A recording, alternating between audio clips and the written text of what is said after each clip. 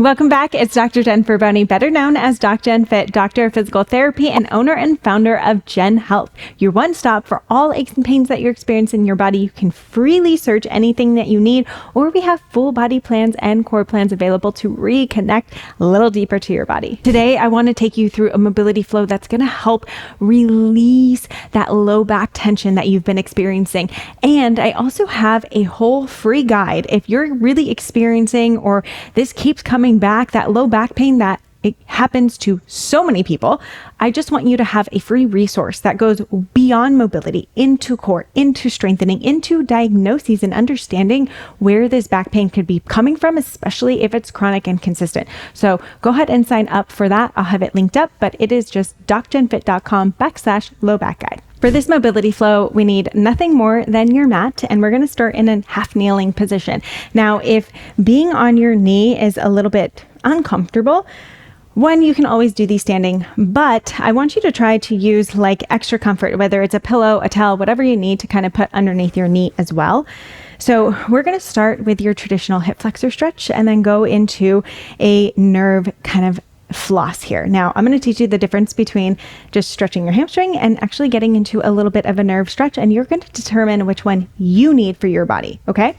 So with a hip flexor stretch, you're going to think of tucking that tailbone under, really squeezing that hip bone up toward the rib cage and that tailbone under. Now, I like to slide the hand in front into that front knee and reach the other one up to the ceiling. From here, we're going to think of leaning over that front leg just slightly and lifting forward just slightly. You don't want to arch in that back, so you want to keep that tailbone tucked under, that glute squeezing, and we're going to reach. And then from here, I'm going to now flip that completely, and I'm going to unlock that pelvis. So now I'm going to dive those hips forward into a hamstring stretch. You can have something around you as well for support. Unlock that knee a little bit, and you should feel more of a hamstring stretch. If you want it to be more into the nerve, that's when we're going to start to bring that toe back. The minute that you bring that toe back, or you force that toe in a hamstring stretch, you're doing more of a nerve stretch. So we really want to be mindful. What is the intention here? If you're like, I need more of my hamstring, keep that toe flat. If you're like, whoa, that feels really good, bring that toe back to you, okay? So I'm gonna let you decide. Bring it up, tuck that tailbone, deep inhale, exhale, and then switch. Unlock that hip, dive it forward. For me, I wanna do more of a hamstring. Feels really good in the back toward my knee. Then tuck that tailbone under, reach up, inhale, exhale. You can lean forward just a little bit. You should feel that all along the front here. And then dive those hips forward. Keep that back flat. Again, you can lift that toe with it if you need to. Switch to the other side. Tuck that tailbone under, reach it up. Inhale, exhale, and then dive that hip bone forward. Relax that foot or draw that toe back. So also when we do a hamstring stretch, if you're feeling a lot of tension through the calf, that's how we know we're getting more into a nerve stretch. So that's how you kind of tell the difference between hamstring and nerve. Tuck that tailbone under, reach high to the sky, lean forward a little bit if you need to, and then unlock and guide it forward. One more.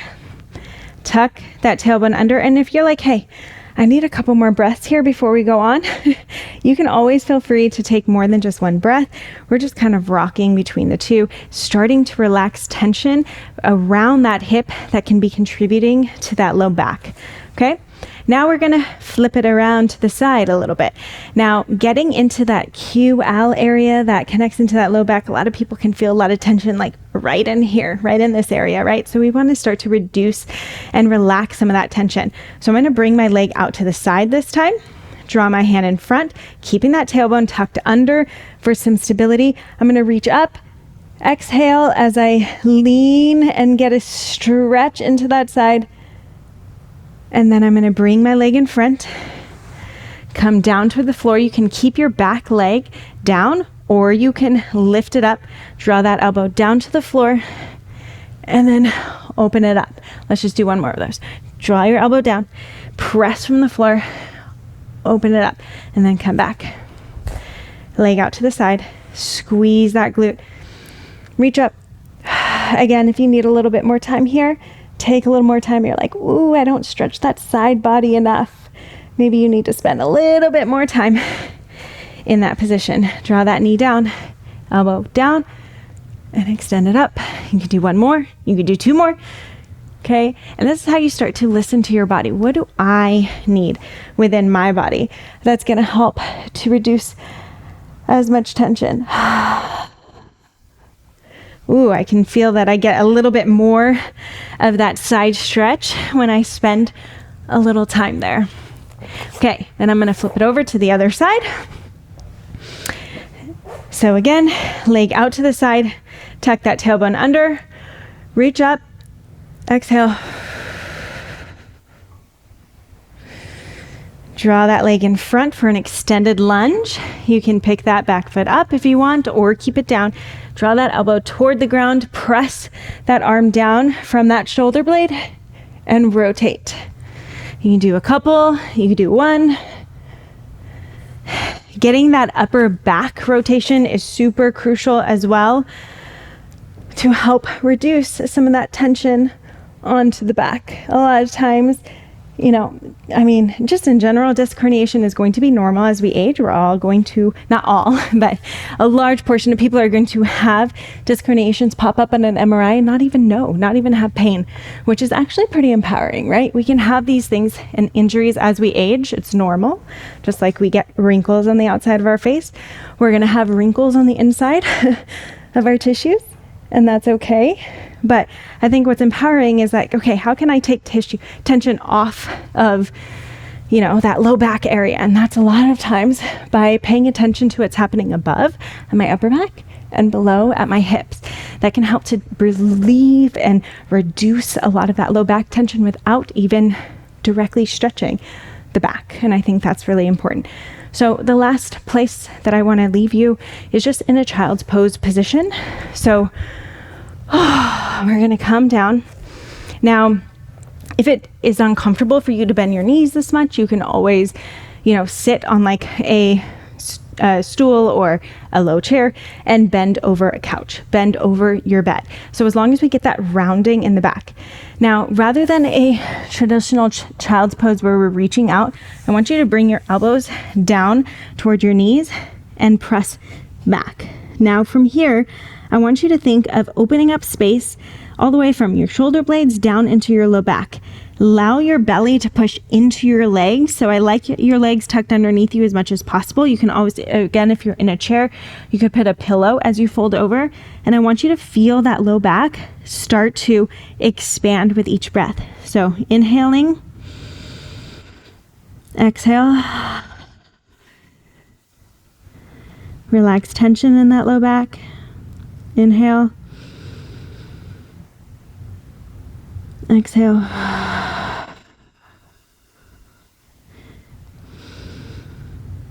In. A lot of times we don't even realize how much we breathe into our neck and into our shoulders, that doing something like this automatically helps to reduce tension and pressure. And especially when you focus on a longer exhale than an inhale, we're automatically switching our nervous system to be more in that parasympathetic state, relax tension overall within our body, which is going to really help to relax tension into our low back. So again, push the ground away from those elbows, breathe in between those shoulder blades and all the way down to the low back.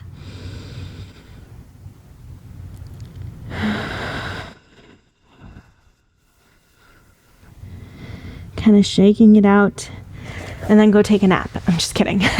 But really getting that full body release helps to reduce tension, especially in that low back. Great work. I hope that you were able to feel that tension release by opening up other areas around the low back and not just stretching the low back. I think we get that wrong sometimes. So that's why I have a whole free low back guide so that you can better understand what your body needs beyond just mobility and opening up places around. But what can you be doing for the core? I'll give you specific exercises and I'll give you a whole educational breakdown within our free guide. So make sure you grab that. Don't forget, if you love what you're learning, I have so much more in stock for you. So hit that subscribe button, check out the other videos I've done in the past, and leave any comments of any suggestions that you have for videos in the future. And I can't wait to help you feel incredible and amazing within your body.